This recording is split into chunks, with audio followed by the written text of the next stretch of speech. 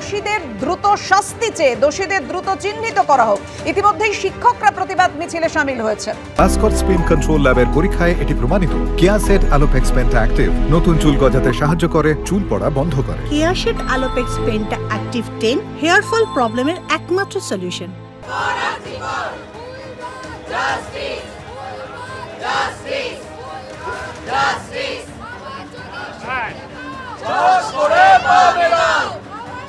শিয়ালদা থেকে শ্যামবাজার পর্যন্ত শিক্ষকদের এই প্রতিবাদ মিছিল।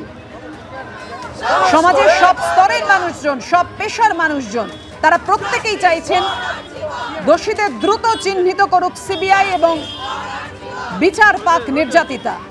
আর সেইভাবেই প্রতিবাদ মিছিল আমরা দেখতে পাচ্ছি। আমাদের সঙ্গে রয়েছেন আমাদের প্রতিনিধি ঐশী। ঐশী, জানাও আমাদের। ঠিক আছে, একেবারে যেমনটা দেখতে পাচ্ছ এই মুহূর্তে শিয়ালদা থেকে একটি মিছিল বেরিয়েছে শ্যামবাজারগামী। তারা এখান থেকে এপিসি রোড ধরে মূলত মানিকতলা খান্না হয়ে শ্যামবাজার পৌঁছবে।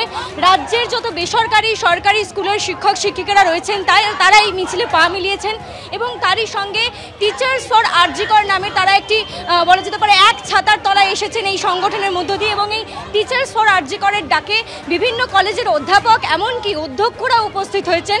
আজকের এই মিছিল শিয়ালদা মেট্রো স্টেশন থেকে শুরু করে তারা নিয়ে যাচ্ছেন শ্যামবাজারের উদ্দেশ্যে এবং তারা তাদের যে স্লোগান, যেটা শুনতে পাচ্ছ যে জাস্টিস ফর আরজিকর, যে স্লোগান আমরা এই মুহূর্তে দেখতে পাচ্ছি যে রাজ্যের বিভিন্ন মিছিলে, যে মিছিলে প্রত্যেকটি সর্বস্তরের মানুষ পা মিলিয়েছে, সেই সর্বস্তরের মানুষের মিছিলে কিন্তু এই একটাই স্লোগান শোনা যাচ্ছে, জাস্টিস ফর আরজিকর। আজকেও কিন্তু এই স্লোগান দিয়েই কিন্তু শিক্ষক শিক্ষিকারা যারা পথে নেমেছেন প্রতিবাদ মিছিল করছেন এই মুহূর্তে এবং স্লোগান তুলছেন জাস্টিস ফর আরজিকর। শিয়ালদা থেকে শ্যামবাজার পর্যন্ত এই মিছিল যাবে। আমরা কথা বলবো কিছু শিক্ষক শিক্ষিকার সঙ্গে। কি দাবি? যদি শুনতে পান, একটাই দাবি, যেভাবে নির্যাতিতাকে মেরে ফেলা হয়েছে সেটার জন্য সঠিক বিচার হয়। আদারওয়াইজ আমরা মহিলারা ভীষণভাবে নিরাপত্তাহীন ভোগ করছি। এইভাবে শিক্ষিকা এবং শিক্ষকরা আমরা নিয়েছি, একটাই দাবি, আর কিচ্ছু চাই না। আর কতদিন আমরা অপেক্ষা করবো সঠিক বিচারের জন্য? সঠিক বিচার কবে পাবো আমরা? আমরা মেয়েরা এতদিন পর্যন্ত আদৌ কি বিচার পাওয়া যাবে সেটাই তো বিরাট প্রশ্ন।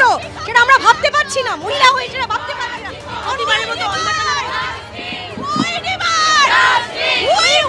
একটি জায়গায় আমরা যে স্লোগান ধ্বনিত হচ্ছে সেই বিচারের দাবিতে উঠলো স্বর, জাস্টিস ফর আরজিকর। বিচারের দাবিতে উঠলো স্বর, জাস্টিস ফর আরজিকর। সব শিক্ষকের অ্যাকশন, জাস্টিস ফর আরজিকর। সব শিক্ষকের অ্যাকশন, জাস্টিস ফর আরজিকর। প্রতিবাদে প্রতিরোধে এই মিছিল চলছে চলবে। প্রতিবাদে প্রতিরোধে এই মিছিল চলছে চলবে।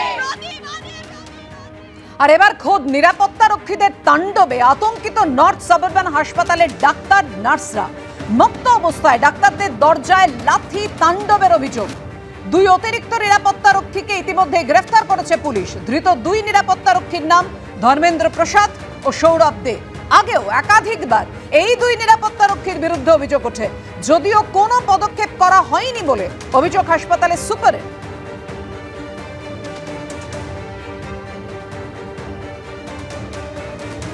মধ্য অবস্থায় এসে অনেক কিছু বলে যায়, তারপরে আমি বাড়ি চলে যাই 1টা নাগাদ। তারপরে 2:15 সময় ডক্টর আমাকে ফোন করে বলছে এই করছে। আমি ডক্টরকে বললাম যে বন্ধ করে দিন দরজা, আপনি শুয়ে পড়ুন।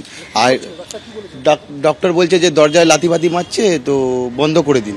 তারপরে ওরা 2:30টার সময় ডক্টর ফোন করছে, সিস্টার ফোন করছে যে এইভাবে এ করছে, তুমি তো লোকাল, তুমি এসে একটু দেখো হ্যাঁ কি করা যায়। তারপরে ওরা করতে করতে শান্ত করে দিয়ে শুয়ে দেওয়া হলো।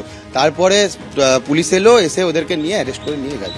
ধর্মেন্দ্র প্রসাদ এবং সৌরভ দে ওরা রাত ওদের অন ডিউটি ছিল, ডিউটি চলাকালীন ওরা ড্রাঙ্কেন অবস্থায় ছিল। তারপরে ওরা অন ডিউটি ডক্টর সিস্টার গিডিয়ে যত ছিল সবাইকে ভয় দেখিয়েছে এবং তারাকে ধমকে চমকে আর কি।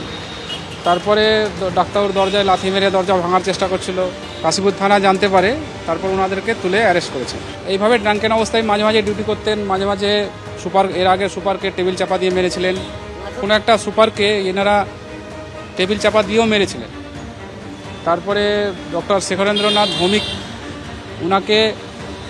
ওনার গাড়িও ভাঙচুর করে।